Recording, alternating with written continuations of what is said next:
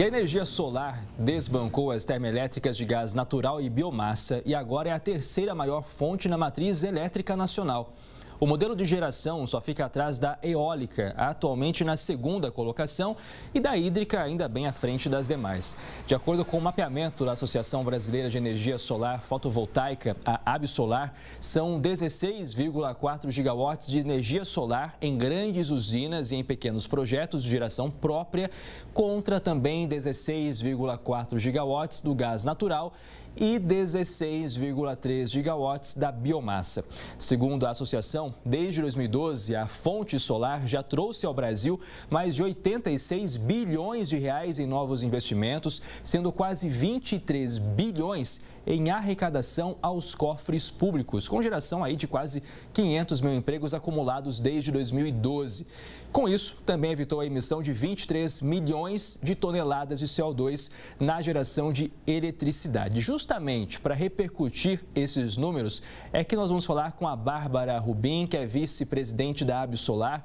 Bárbara, boa tarde, bem-vinda ao Conexão. O que tem feito aí com que a população esteja olhando de forma um pouco mais atenta à energia solar? Antes, algo que parecia tão distante, agora está mais perto da gente. Boa tarde, Jonathan. Boa tarde, Heródoto. Um prazer para a Absolar estar aqui com vocês para a gente falar desse assunto que é tão importante, né? O Heródoto mesmo acabou de comentar da importância da gente começar a trocar os produtos mais caros pelos mais baratos, e acho que muito conectada a essa expansão da energia solar, vale a gente dizer que a energia solar já é a fonte de energia mais barata do nosso país. E muito do que tem motivado o aumento da procura do consumidor brasileiro cada vez mais por essa fonte é a alta da sua conta de luz. Então a gente passa por um movimento bastante significativo de alta da tarifa de energia desde 2015, aliado a mais opções de financiamento para o consumidor que deseja gerar sua própria energia. Temos mais de 100 linhas de financiamento que permitem a esse consumidor trocar a conta de luz, o valor que ele paga hoje na sua conta de luz, pela parcela de aquisição de um sistema solar fotovoltaico que vai gerar energia sustentável e renovável para ele por mais de 25 anos. Então, esses são os dois principais fatores que têm motivado essa expansão cada vez mais rápida da solar no Brasil. Bárbara, tive a oportunidade de ver um pequeno supermercado aqui na região da Grande São Paulo, pequeno. E aí eu fui lá que eles colocaram energia solar no supermercado, pequeno. Haja vista que funciona geladeira o dia inteiro e a conta de energia é muito alta. Agora, te pergunto o seguinte, para um pequeno, como um pequeno supermercado, como esse que eu estou citando, ou empreendimento, há financiamento favorável, há financiamento fácil, ou público ou privado, para instalar essas placas solares? A maior parte do financiamento que a gente tem disponível hoje no mercado, Heródoto, são de bancos privados. Mas esses bancos, eles estão cada vez mais se amoldando às necessidades do consumidor. Tanto em questão de condições de financiamento, algumas linhas aí chegam a oferecer mais de 12 meses de carência, como também da opção de contratação. Já existem linhas de financiamento que permitem que o consumidor faça todo o processo de maneira online, por exemplo, por meio de um aplicativo. Então, essas opções têm crescido e o foco principal é sim realmente o consumidor comercial. Para o consumidor residencial, a gente percebe que ainda existe oportunidade de mais linhas de financiamento serem criadas com foco nesse segmento. Ô Bárbara, para o consumidor que está assistindo a gente agora, não tem conhecimento nenhum sobre energia solar, a pessoa pode ficar em dúvida no seguinte: durante o dia vai ter energia da minha casa, mas e à noite? Eu vou ficar no escuro? Como é que funciona na prática? Perfeito. Essa é uma boa notícia. Já tem 10 anos, então esse ano também é um ano de aniversário disso, que todo consumidor de energia no Brasil pode gerar sua própria energia. Então ele instala um sistema de energia solar, por exemplo, no seu telhado, numa fazenda que ele tenha, na sua indústria, e ele vai gerar essa energia enquanto a gente tiver luz solar, e vai ou consumir isso instantaneamente ou injetar essa energia na rede da distribuidora. No final do mês, essa energia que ele injetou vai voltar para a conta dele na forma de um desconto. Mas o ponto importante aqui da gente ter em mente é que esse consumidor mantém a relação dele com a distribuidora de energia. Então, se não tiver sol ou se estiver chovendo muito num período, o fornecimento de eletricidade a ele não vai ser impactado simplesmente por ele ter um sistema de energia solar. Então, com relação a isso, o fornecimento continua 100% seguro aí, porque continua a cargo da distribuidora.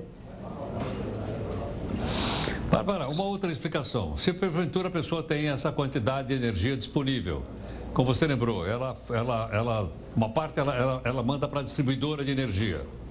Essa distribuidora de energia, ela cobra do cidadão gerador de energia, ela cobra para transportar essa energia para fora da casa dele, da fazenda dele e depois devolver?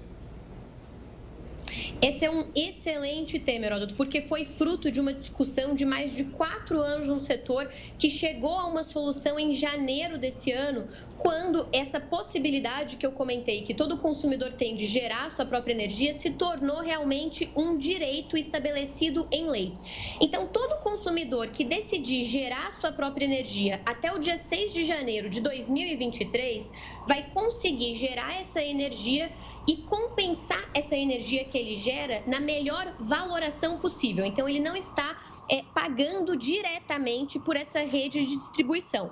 Por que eu estou dizendo diretamente? Porque ao gerar a própria energia, esse consumidor está trazendo uma série de benefícios para o nosso setor elétrico como um todo e que já estão sendo aproveitados por toda a sociedade, mesmo quem não gera a própria energia. A partir do dia 7 de janeiro de 2023, o consumidor que decidir gerar a própria energia vai passar a remunerar diretamente a distribuidora. E aí, ano a ano, ele vai pagar um pedaço de uma parte da tarifa que é a responsável por remunerar a distribuidora que o atende. Então, é também esse um dos motivos que em 2022 a gente espera e temos visto um crescimento da procura do consumidor por sistemas de energia solar, porque esse consumidor que está antenado no assunto sabe que se ele decidir gerar a própria energia esse ano, ele vai ter as melhores regras possíveis e o maior incentivo possível do governo para produzir a sua energia a partir de uma fonte que é não só sustentável, mas também que está ajudando a levar desenvolvimento econômico e regional para todo o país. Ô Bárbara, outro dia nós trouxemos aqui no Conexão a notícia que as cidades estão cada vez mais verticais, né? A gente tem prédio, a cada esquina você tem um novo prédio. E aí, claro, quem mora em apartamento pode se perguntar, mas eu posso ter energia solar na minha casa? E aí uma outra questão.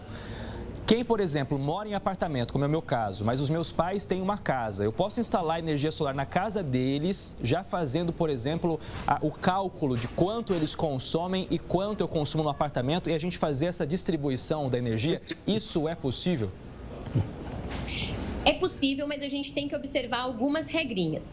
Então, sim, você poderia instalar o sistema na casa do seu pai, por exemplo, mas existe uma exigência da Agência Nacional de Energia Elétrica, a ANEEL, que regula esse setor, por exemplo, de que a conta de luz da casa dos seus pais e a sua conta de luz estejam no mesmo nome. Então, ou os seus pais vão colocar a conta deles no seu nome, ou você no nome, por exemplo, de um dos seus pais. Então, a gente precisa ter essa igualdade do nome de quem paga a conta para conseguir enviar esses créditos. Quando a gente tem em relação de parentesco, como é o caso que você deu, é super simples a gente fazer isso e esse processo de troca da titularidade é feito hoje também de forma online nas distribuidoras de energia. Então, realmente é uma excelente solução. Para o consumidor que mora em apartamento e não tem, por exemplo, um familiar que tenha um telhado disponível ou não tem uma casa que tenha uma área disponível, já existem modelos de negócio que a gente chama, por exemplo, de energia por assinatura, que são voltados a construir usinas em áreas disponíveis, como fazendas rurais, por exemplo, ou então telhados de galpões, e alugar pedacinhos dessas usinas para os consumidores que não têm essa disponibilidade diária. E aí o consumidor vai pagar um aluguel todo mês por essa usina, mas o que ele paga de aluguel, junto com o residual que ele vai pagar na conta de luz, que é aquela taxa mínima, ainda vai assegurar para ele uma economia nos seus gastos com eletricidade. Então, é um modelo que tem crescido bastante e que tem ajudado a fazer com que a energia solar chegue tanto para quem não tem um telhado ou uma área para chamar de sua e instalar um sistema, quanto também para quem não tem necessariamente um recurso próprio para fazer esse investimento hoje. Bárbara, acabei de descobrir que o Jonathan quer jogar a conta de luz para o pai dele pagar. Essa é a impressão que eu tive agora com essa pergunta dele. Deixa eu te perguntar mais uma coisa. Conta de luz, eu não sei se eu posso culpá-lo, viu, Heródoto? Tá cara mesmo. Deixa eu te perguntar uma coisa. Agora falando só do aquecimento de água. Não da energia solar, do aquecimento. É outro material, é uma outra composição, é um outro equipamento.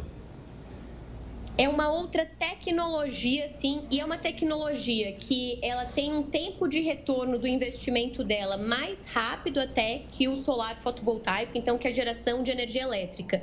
A gente costuma dizer que são tecnologias que se complementam, porque quando um consumidor pensa em gerar a própria energia, por exemplo, na casa dele ou no estabelecimento, o ideal primeiro é, antes dele instalar o sistema, ele olhar para as possibilidades que ele tem de tornar o consumo dele mais eficiente. Isso pode ser trocar a iluminação por lâmpada LED, mas também pode ser, por exemplo, trocar o seu chuveiro elétrico por um sistema de aquecimento solar.